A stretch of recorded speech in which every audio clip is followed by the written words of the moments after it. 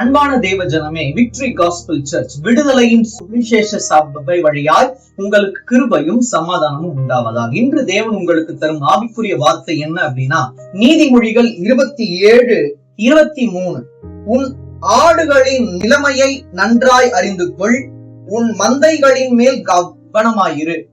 நம்ம ஆடுகள் கவனமா இருக்கும், அது பாதுகாப்பா இருக்கும் அப்படின்னு சொல்லிட்டு நம்ம என்ன பண்ணிடுவோம், வாங்கி அதை வளர்க்கும்படியாய் வைத்துக் கொள்வோம்.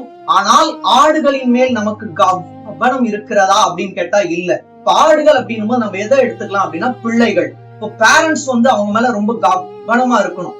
என்னோட பிள்ளைகள் இப்படி வேணா இருப்பாங்க, நான் எந்த கேள்வியும் கேட்க மாட்டேன் அப்படி என்று சொல்வது ஆவிக்குரிய வாழ்க்கை அல்ல.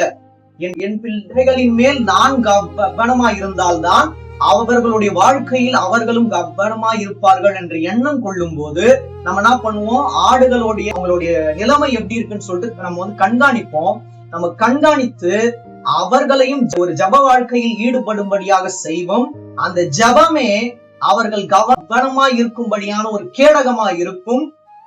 அதனால் தேவனும் என்ன பண்ணுவார், மகிமைப்படுவார். ஆடுகளும் நன்றாயிருக்கும், ஆட்டுக்குட்டிகளும் நன்றாக இருக்கும்படியாக தேவன் செய்வார். தேவன் தாமே உங்கள் யாவரையும் ஆசீர்வதிப்பார். ஆமென்.